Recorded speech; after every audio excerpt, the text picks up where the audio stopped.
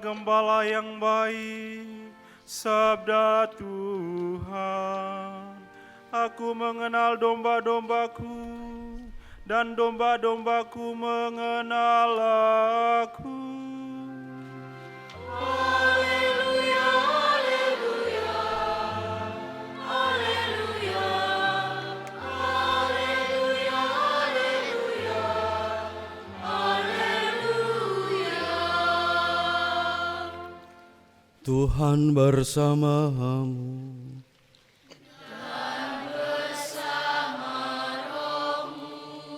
Inilah Injil suci menurut Yohanes.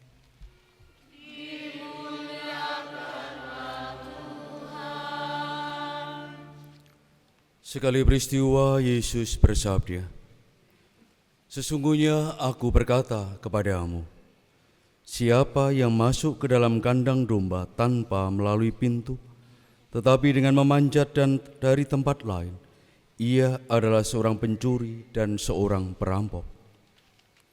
Tetapi siapa yang masuk melalui pintu, ia adalah gembala domba.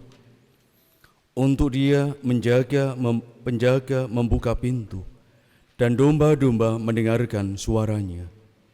Ia memanggil dombanya, masing-masing menurut namanya dan menuntunnya keluar. Jika semua domba telah dibawanya keluar, ia berjalan di depan mereka, dan domba-domba itu mengikuti dia, karena mereka mengenal suaranya. Tetapi seorang asing pasti tidak mereka ikuti, malah mereka akan lari dari orang itu, karena suara orang-orang asing tidak mereka kenal." Yesus mengatakan kiasan ini kepada mereka, tetapi mereka tidak mengerti apa maksudnya ia berkata demikian. Karena itu Yesus berkata lagi, "Sesungguhnya aku berkata kepadamu, akulah pintu bagi domba-domba itu. Semua orang yang datang sebelum aku adalah pencuri dan perampok, dan domba-domba itu tidak mendengarkan mereka. Akulah pintu. Siapa saja yang masuk melalui aku, ia akan diselamatkan. Ia akan masuk dan keluar, serta akan menemukan padang rumput. Pencuri datang hanya untuk mencuri, membunuh, dan membinasakan. Aku datang supaya mereka mempunyai hidup dan mempunyainya dengan berlimpah-limpah." Demikianlah sabda Tuhan.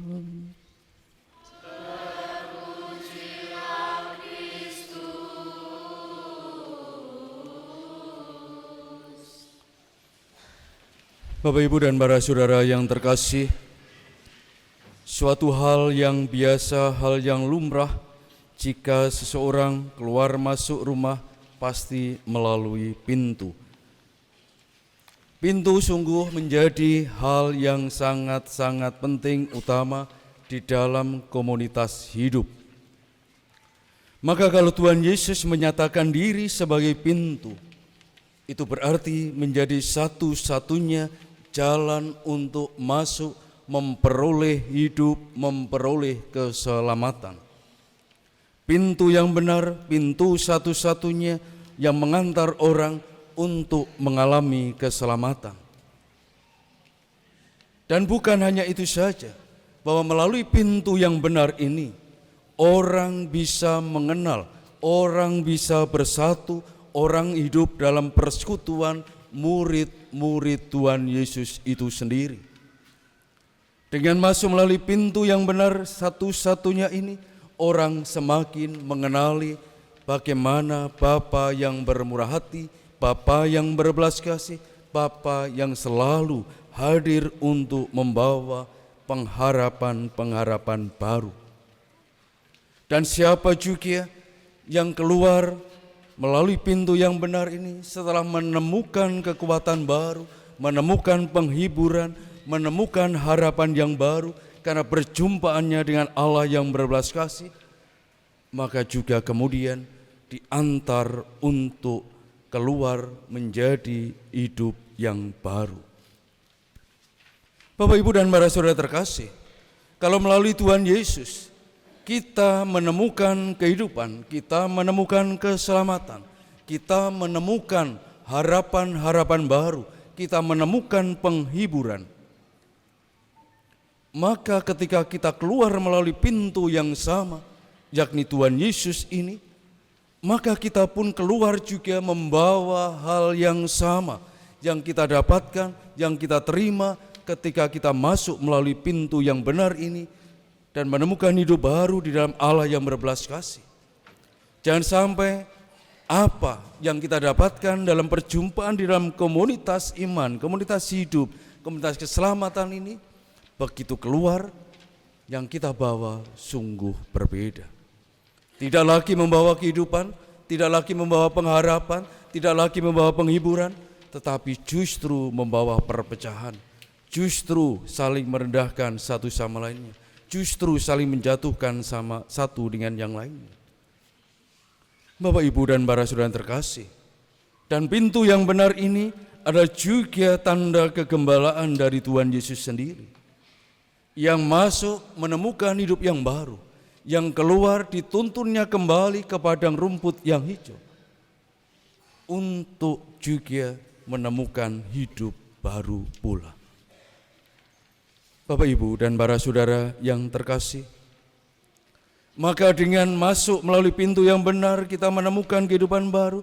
Harapannya adalah kita semakin mampu mengenali Sang Gembala ini sendiri, dengan mengikuti Sang Gembala menuju padang rumput yang hijau, bukan keluar lalu mengikuti kehendaknya sendiri, semaunya sendiri, hanya karena ingin mendapatkan sesuatu yang demi dirinya sendiri. Bapak, Ibu, dan para saudara terkasih, memang Tuhan Yesus tidak pernah mengatakan kepada kita supaya kita menjadi domba. Tetapi kita harus menjadi gembala-gembala jiwa. Tetapi kenyataannya dalam hidup kita selalu memposisikan diri kita sebagai domba. Tidak pernah memposisikan diri sebagai gembala. Dan kita lebih senang itu menjadi domba. Karena dengan menjadi domba, kita selalu ingin diperhatikan, selalu ingin diberi makan, selalu ingin ditemani, selalu ingin dituntun dan sebagainya. Ketika kita tidak merasa puas dengan apa yang kita inginkan, tidak puas dengan apa yang dilakukan oleh gembala, maka yang ada pasti mencaci maki gembala itu, pasti akan membicarakan hal-hal yang tidak baik atas gembala itu. Kita selalu ingin menjadi domba, tetapi ingat bahwa Tuhan Yesus tidak mengajak kita untuk hidup menjadi domba, tetapi menjadi gembala. Memang dalam kenyataan domba tidak mungkin menjadi gembala, tetapi domba juga bisa memiliki roh, memiliki semangat, memiliki mental sebagai gembala, saling menjaga satu dengan yang lainnya, saling menemani satu dengan yang lainnya, saling memperhatikan satu dengan yang lainnya, sehingga semuanya bisa berjalan bersama-sama bersama gembala menuju padang rumput yang hijau itu. Dan itu berarti kehidupan dan keselamatan.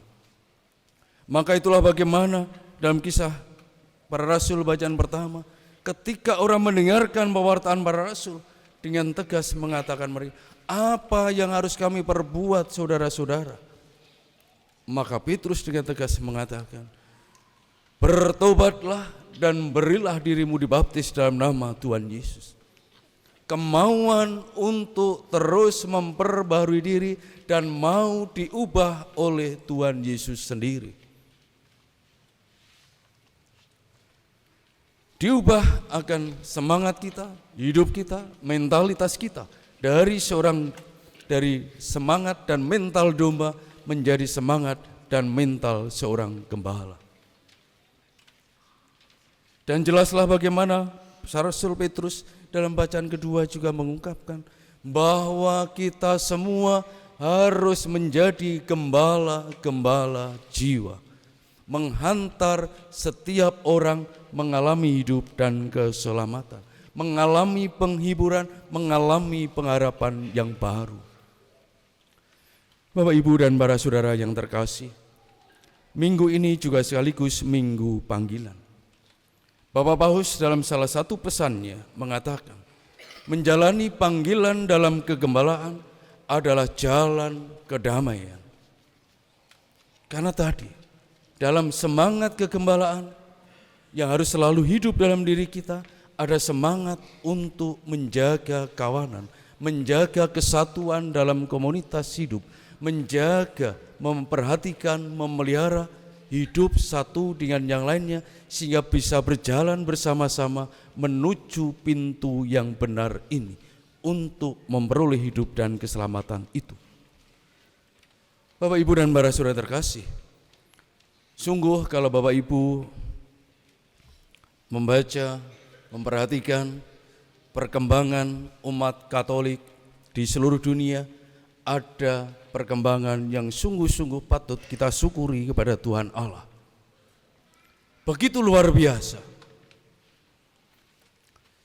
Paling tidak di Kuskupan Surabaya, Paskah kemarin, itu dari semua paroki, paling tidak ada baptisan baru dan juga penerimaan dari gereja lain menjadi anggota gereja Katolik, itu lebih kurang sekitar 650 jiwa.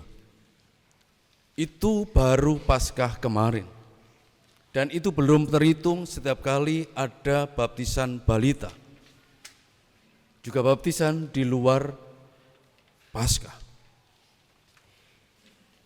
Ini sungguh berita yang menggembirakan.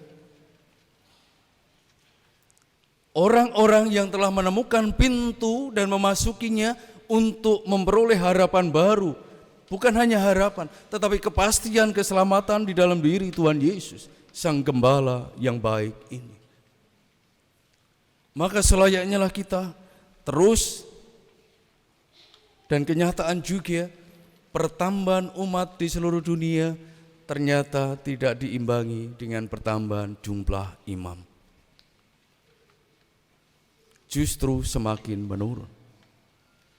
Maka Bapak, Ibu, dan para saudara terkasih, kalau Bapak, Ibu, dan para saudara yang punya anak tidak merelakan anaknya menjadi imam, paling tidak berdoalah untuk para imam.